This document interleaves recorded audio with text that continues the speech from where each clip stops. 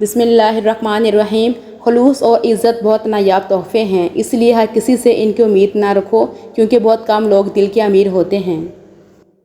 نصیحت جتنی نرمی سے کی جائے اتنا ہی زیادہ اثر کرتی ہے، کیونکہ زبان کے میٹھے بول دلوں کو خرید لیتے ہیں۔ کسی کا حق کھا کر انسان دنیا میں تو خوش رہ سکتا ہے، لیکن روز محشر وہی اس کے گلے کا توق ہوگا۔ انسان کی دو ہی کمزوریاں ہیں، بنا سوچے عمل کر دینا اور سوچتے رہنا عمل نہ کرنا۔ سجدہ خوشی کا ہو یا غم کا، توفیق ملنا بڑی بات ہے۔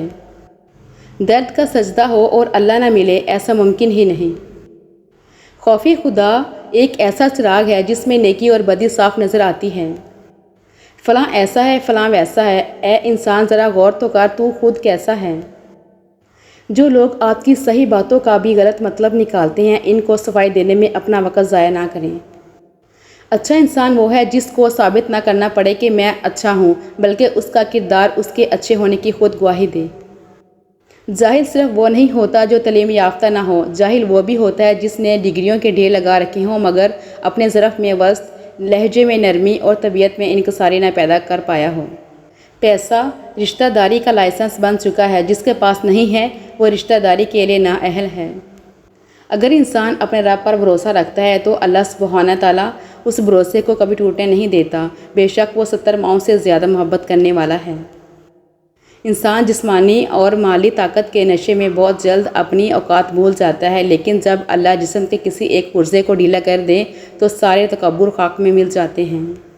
سمجھداری کی باتیں دو ہی لوگ کرتے ہیں، ایک زیادہ عمر والے، دوسرا جنہوں نے کم عمری میں بہت سی مشکلات دیکھی ہوں۔ عورت نازک ہوتی ہے اور مرد سخت جان، اس کے باوجود عورت مرد کا تھپڑ بھی سہ لیتی ہے اور مرد اس کی اونچی آواز بھی برداشت نہیں کر سکتا۔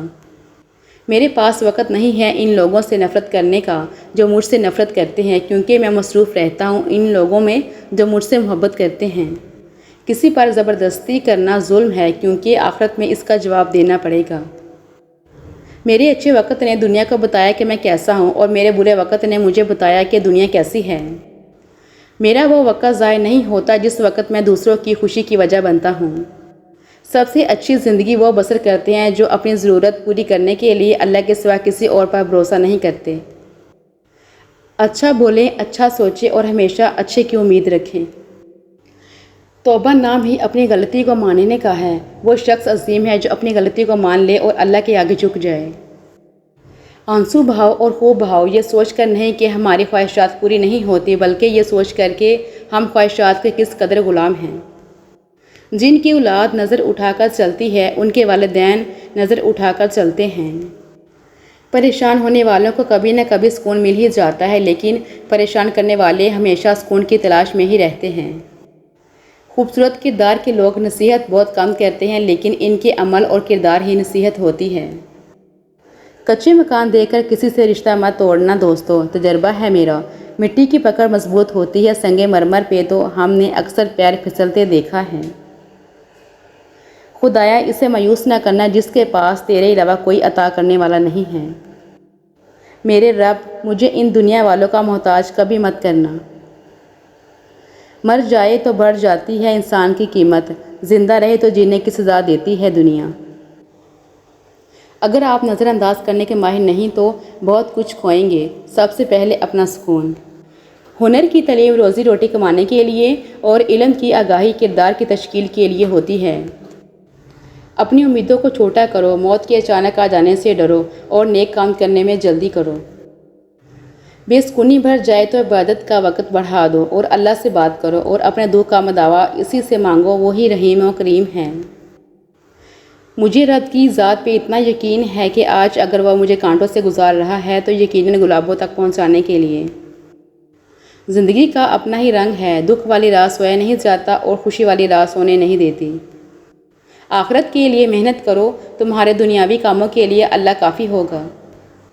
ساری زندگی لگا دی تو نے مال جمع کرنے میں اے انسان، مگر شاید تو یہ بھول گیا نہ کفر میں جیب ہے اور نہ قبر میں الماری۔ کچھ لوگ مفاد کی خاطر اپنے لہجے بدل لیتے ہیں، مگر ان کی فطرت کبھی نہیں بدلتی، اس لیے برے وقتوں میں آزمائے گئے لوگوں کو پھر سے اپنی زندگیوں میں شامل کر کے خود کو تکلیف نہ دیں۔ جسم سے میل صاف کر لیتے ہیں لیکن دلوں سے نفرتیں صاف نہیں کرتے۔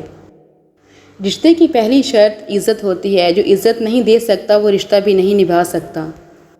جب آپ روشنی میں ہوتے ہیں تو ہر چیز آپ کا پیچھا کرتی ہے، لیکن جیسے ہی اندھیرے میں داخل ہوتے ہیں آپ کا اپنا سایہ بھی ساتھ چھوڑ جاتا ہے۔